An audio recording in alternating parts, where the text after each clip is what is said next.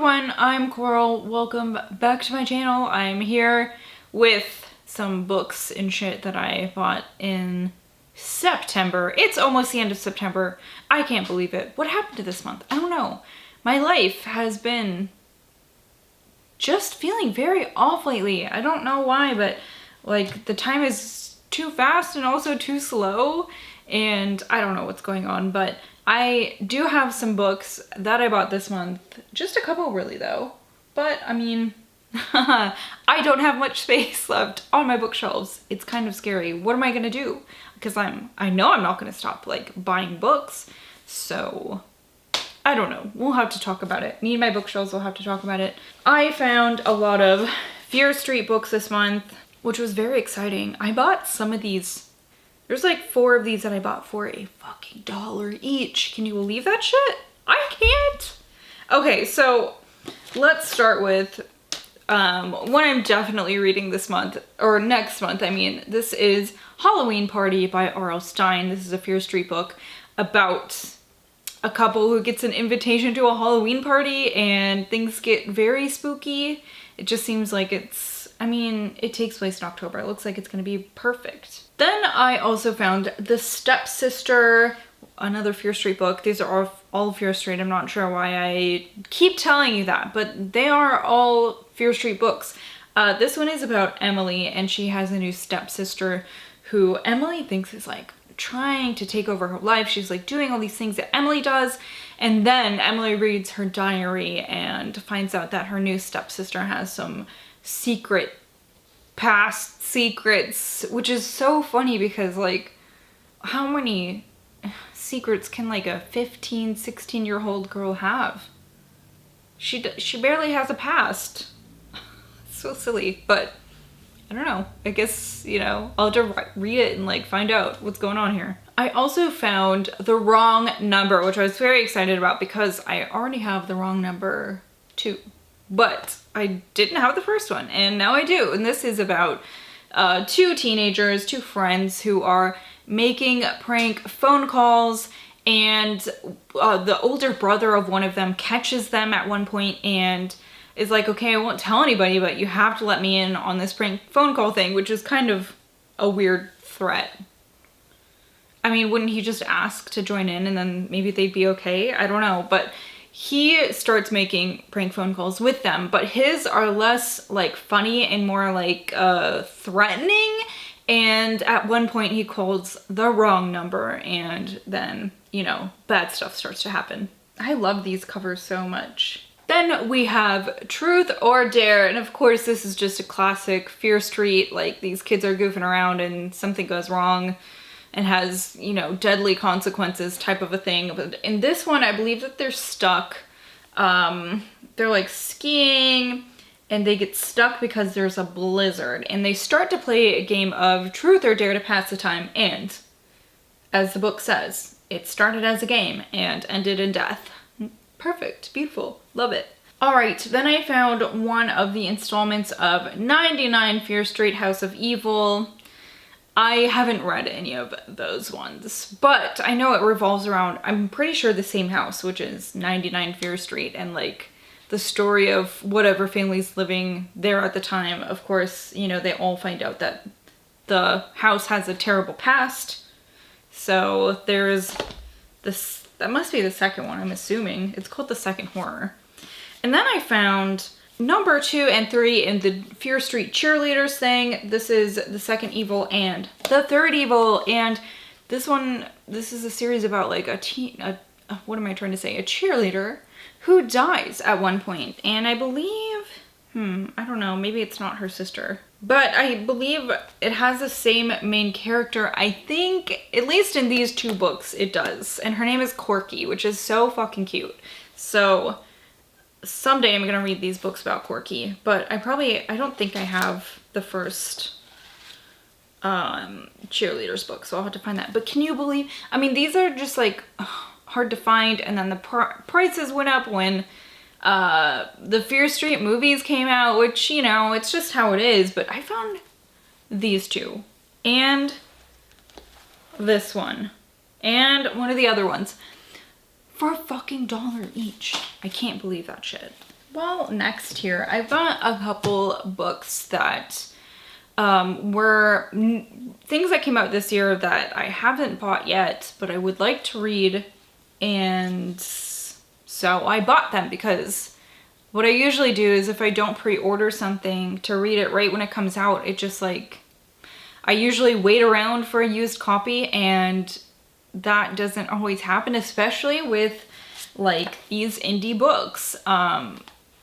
They don't go to places like A-Books and Thrift Books and eBay as commonly as something from like a big five publisher would. So I just was like, I should just do it. I should just do it, right? I have this weird habit, which isn't necessarily a bad habit, but like it keeps me from reading things that I want to read, and like, why am I doing that? I don't know. I'm just like contemplating my whole fucking life now. But I did buy Thigh Gap, hashtag Thigh Gap by Chandler Morrison.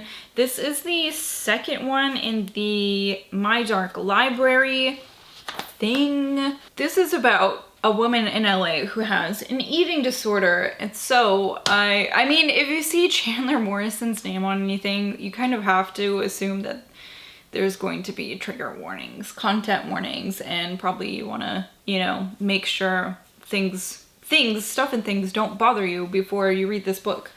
So yeah, I'm assuming there is eating disorder stuff. I feel like maybe there's self-harm stuff in this. I don't know, I haven't read it, but I'm going to read it next month because October is my spooky novella time. Then I picked up The Ghost That Ate Us by Daniel Kraus. I am so excited about this. I hadn't heard anything about this until I believe the podcast Books in the Freezer talked about this, and then I was like, how come I have not heard about this anywhere? I want to read to you the synopsis for this one because I don't think I can explain this in a way that does it justice for how interesting it's gotta be, right? This says, on June 1st, 2017, 6 people were killed at a Burger City franchise off I-80 near Johnny, Iowa.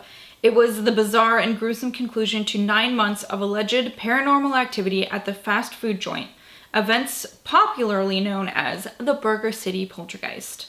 The story inspired Facebook memes, Twitter hashtags, BuzzFeed listicles, Saturday Night Live sketches, and more.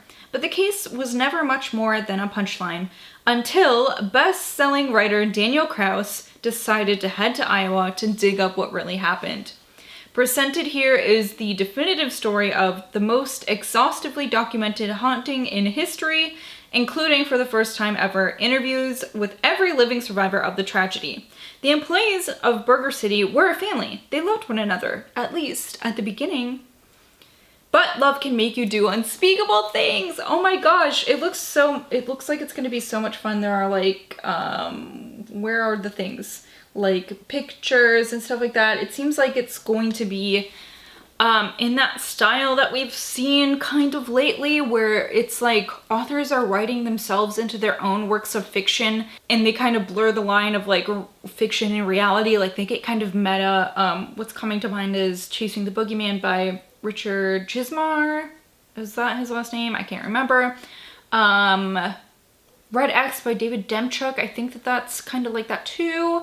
So this sounds very fun. This sounds like so much fun. Like a haunted fucking fast food burger place with murder and kind of like documentary style. Oh boy, I'm very excited for this. Then I picked up Just Like Home by Sarah Gailey. This is a book that is about a young woman who has moved away from her family, who has some issues, right? Including the fact that her father was, I believe, a serial killer. So she's moved away, but her mother asks her to come home, and so she does. And living with her mother is an artist, some sort of, I believe in the synopsis, they call this person a parasitic artist. So I'm assuming that they're mooching off of this person's mother. Does it say? Oh, Vera. Okay, so Vera's mother. And what else? She starts to get notes that are written in her dad's handwriting, and she is suspicious of who might be doing that because her father has been dead. But also they live in the house where like murders took place. So seems like a really great haunted house, traumatic family, kind of family drama shit that I like. Kind of a house, or kind of a book. But I don't know. I haven't really, since this came out, I haven't really heard anyone speaking about it. I haven't seen anyone talking about it, like, that they read it, you know what I mean? I mean, sure, people are like, here's this book, it sounds cool, look at this cover, it's very cool, these things are all true, but I'd like to hear from somebody, and from somebody who's read it, and see what they thought of it. I mean, I'm gonna read it either way, but I'm just curious. I also picked up a copy of The Exorcist's House by Nick Roberts. Exorcists. That is hard to say for some reason. But let's see, this is about, this week takes place in 1994, which that makes me more interested in it, right? And this says that the psychologist, he buys this farmhouse and he moves his family to this farmhouse. And they're all kind of like dazzled by the house and the quaintness of the countryside and things like that. But then they find in the basement a hidden room with a boarded up well in it and like crucifixes hanging all over. And they're like, this is very creepy. It seems very Amityville-like, right? And then they find out that this house is the former house of an exorcist, and hence why this is called The Exorcist's House. But I don't know. I'm just gonna read it. I've been seeing it pop up on social media and I was like, why the fuck not? This is by Crystal Lake Publishing. And then on to the last few things that I have here that were from book boxes. This giant fucking very beautiful book is from Fairy Loot.